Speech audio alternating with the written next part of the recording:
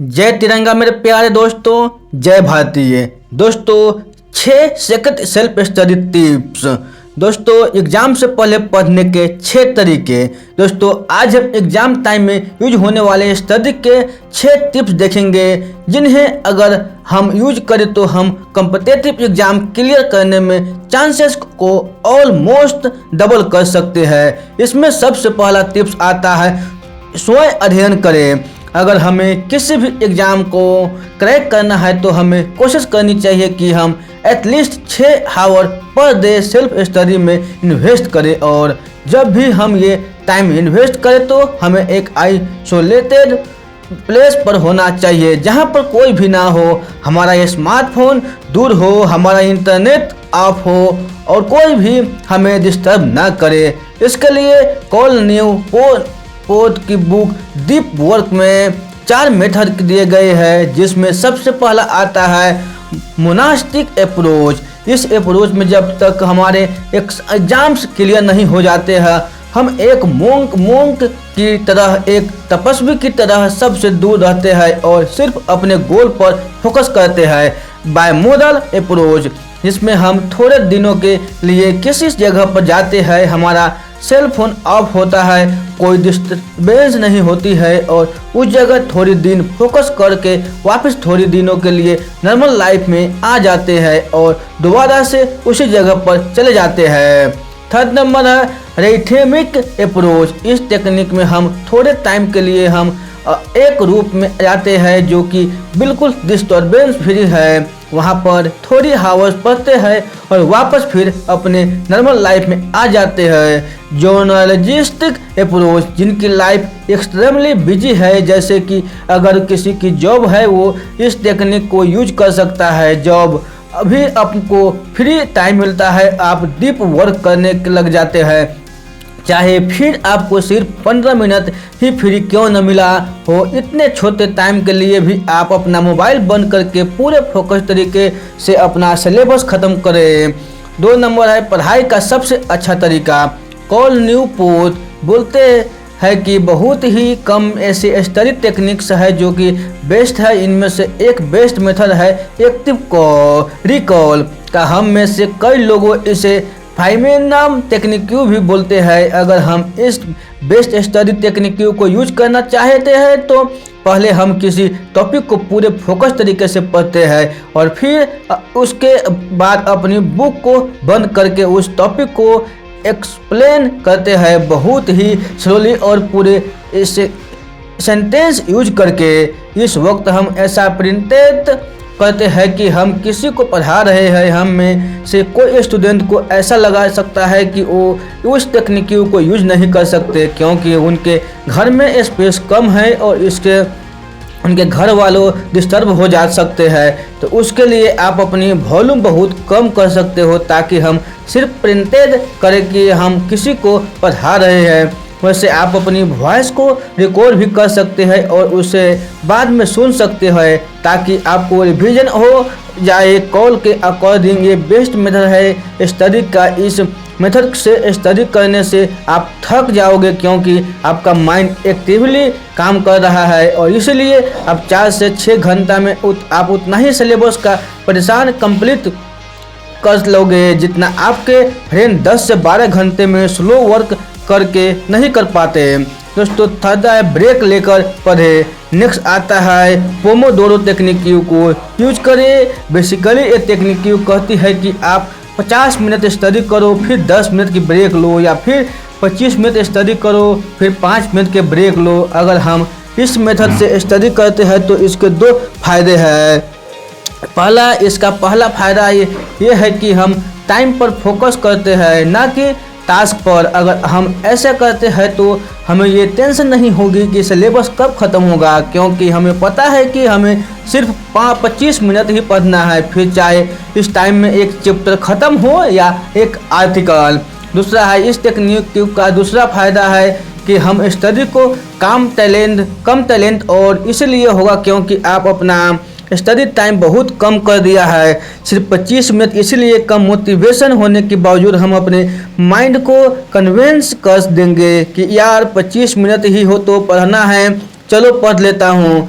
फिर चाहे 10 लाइन ही क्यों न पढ़ी जाए। और जब हम 25 मिनट का एक सेक्शन दे देते हैं तो हमारा एक मोमेंटम बिल्ड हो जाता है और थोड़ा कॉन्फिडेंस भी आ जाता है, और फिर आप ऐसे 25 या 50 मिनट को काफ़ी सेक्शन दे सकते हैं।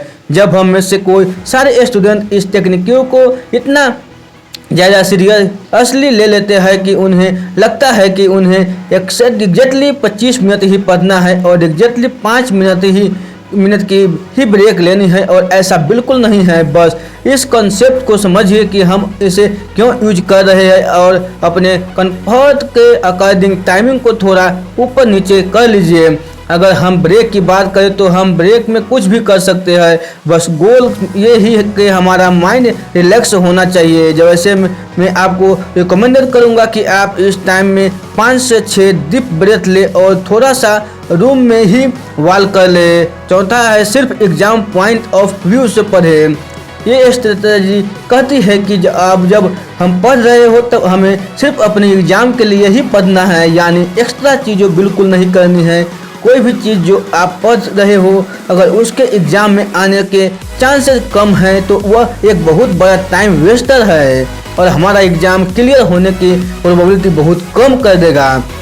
अब सवाल ये आता है कि हमें कैसे पता चलेगा कि सिलेबस का कौन पोर्शन ज़्यादा इम्पोर्टेंट है। तो इसके लिए 3 इफेक्टिव मेथड है। लास्ट ईयर पेपर, पहला हर टॉपिक ख़त्म करने के बाद उस टॉपिक के लास्ट ईयर के क्वेश्चन जरूर करें। इससे आपको ये पता चला जाएगा कि उस टॉपिक से कितने क्वेश्चन आते हैं और एग्जाम पॉइंट ऑफ व्यू से आपको उस टॉपिक में कितना एफर्ट देना है। सेकेंड है टॉपर की इंटरव्यू।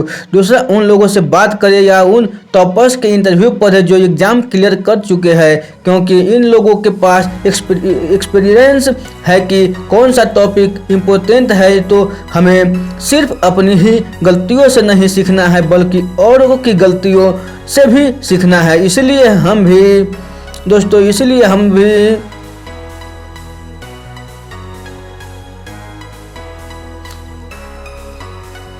हम भी इन्हीं टॉपिक्स पर ज़्यादा फोकस करेंगे। थर्ड है बुक। थर्ड है कि कोशिश करें हम वही बुक्स यूज करें जो मैक्सिमम टॉपर्स ने उस बुक्स को एग्ज़ाम के टाइम पढ़ी थी। अगर हम ये 3 चीज़ें करते हैं तो हमें भी क्लियरिटी आ जाएगी कि एग्जाम पॉइंट ऑफ व्यू से क्या इम्पोर्टेंट है, जो इसमें हम अपना आधा टाइम सेव कर सकते हैं और ज़्यादा प्रोडक्टिव बन सकते हैं। 5वां है मूड ठीक हो या ना तभी भी पढ़ें। हमें ये श्योर करना है कि जब हमें पढ़ना है तो फिर हमें पढ़ना ही है, फिर चाहे हमारा मूड कैसा भी हो, क्योंकि 90% टाइम हमारा मूड हमें स्टडी करने के लिए मना ही करेगा। इसलिए जब हमारा पढ़ने के लिए मूड ना हो तो हमें पोमोडोरो तकनीकों का यूज कर सकते हैं।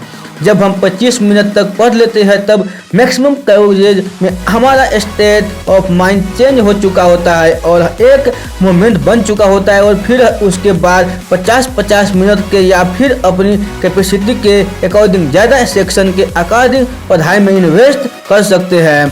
छठा है शिकायत करना बंद करो, काम करना शुरू करो। दोस्तों जो ये वीडियो देख रहे हो वो लोगों से बोल रहा हूँ। दोस्तों हम में से मैक्सिमम स्टूडेंट कंप्लेन करते रहते हैं कि मेरे पास घर में जगह नहीं है, लाइब्रेरी में जाने के पैसे नहीं हैं, कोचिंग के पैसे नहीं हैं, और हो सकता है शायद एक्चुअल में हमें वो प्रिविलेज ना मिली हो, लेकिन रियलिटी ये है कि दुनिया को इसकी परवाह नहीं है। अगर हमारे सच में भी कोई प्रॉब्लम है तो हमारे पास 2 ऑप्शन हैं। या तो हम एक अच्छी सी स्क्रिप्ट अपने दिमाग में बना ले, बहानों कि मेरे पास ये नहीं था, कि मेरे पास वो नहीं था, अगर मेरे पास ये होता तो मैं यहाँ होता, अगर मेरे पास वो होता तो मैं वहाँ होता, और मरते दम तक हम ये स्क्रिप्ट अपने लोगों को, अपने रिलेटिव को, अपने बच्चों को सुनाते रहे और ऐसे ही एक लूजर की तरह मर जाए। वैसे ये बहाने की स्क्रिप्ट अपने आस पड़ोस में ज़रूर सुनी होगी। दूसरा ऑप्शन आता है कि हम डिसाइड कर ले कि मेरे पास जो है बस यही है, लेकिन मुझे जो चाहिए वो चाहिए ही, और फिर हम उठे और मेहनत करके अपने गोल्स को पा ले। देखिए हमारी कोई भी प्रॉब्लम हो कोई ना कोई ऐसा ज़रूर है जिसकी हमसे भी बुरी हालत है, और वो उन गोल्स को पा ही लेगा जिनके हम सपने देखते हैं।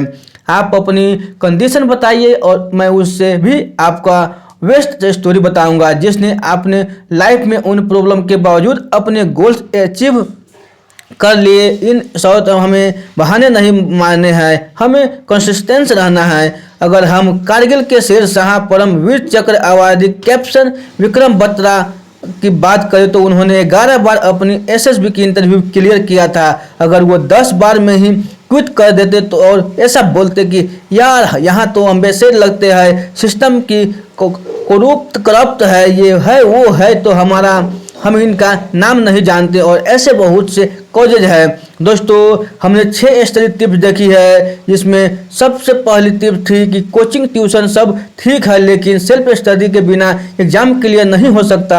हमें कोशिश करनी है कि हम कम से कम 5 से 6 घंटे हर रोज सेल्फ स्टडी करें। इसमें हमने देखा था कि जब भी हम सेल्फ स्टडी करते हैं तो मोबाइल ऑफ करके किसी अलग जगह पर जाकर पढ़ना है। इसके लिए हम 4 मेथड देखे थे: monastic approach, bimodal approach, rhythmic approach, journalistic approach.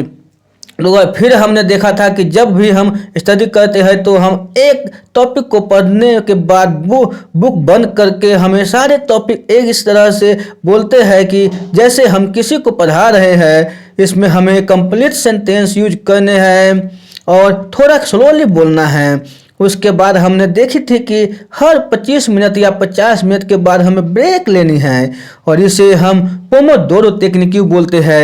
Basically इसमें हम अपनी टालने वाली आदत को छोड़ सकते हैं।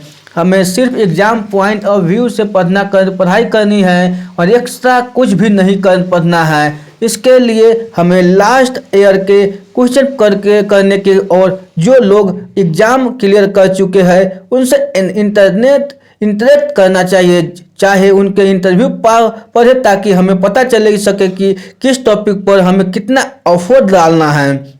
अगली टिप हमने देखी थी कि चाहे हमारा मूड ठीक हो या ना हो तभी भी हमें स्टडी करनी है और इसमें हम दोबारा से पोमोडोरो तकनीकी का यूज कर सकते हैं, क्योंकि जब भी हम 25 मिनट पढ़ लेते हैं तो ज़्यादातर स्टूडेंट का मूड इंक्लाइन हो जाता है। स्टडी की तरह इस छोटी सी जिंदगी में हमारे पास 2 तरीके हैं जीने के लिए।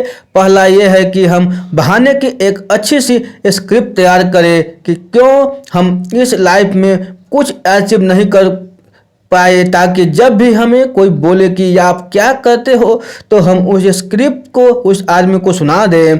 या फिर हमारे पास सेकेंड ऑप्शन है कि हम डिसाइड करें कि हमारे पास जो भी अवेलेबल है हम उसी का इस्तेमाल करके हम अपने गोल्स को अचीव करें, क्योंकि रियलिटी में जो हम कहते हैं उसके बारे में कोई ध्यान नहीं देता। दोस्तों उम्मीद करता हूं कि ये 6 टिप्स अच्छी लगी हो तो एग्जाम में इससे काफ़ी मदद मिली। दोस्तों ये वीडियो आपको अच्छी लगी हो तो अपने दोस्तों के साथ ज़रूर शेयर कीजिएगा। तो फिर मिलते हैं ऐसे ही अगले वीडियो में। तब तक के लिए आप खुश रहिए, सुरक्षित रहिए और अपने सेहत को अच्छी तरह से ध्यान रखिए और अपने परिवार से मिलजुल कर रहिए। और दोस्तों आप लोग को मेरे दिल से धन्यवाद।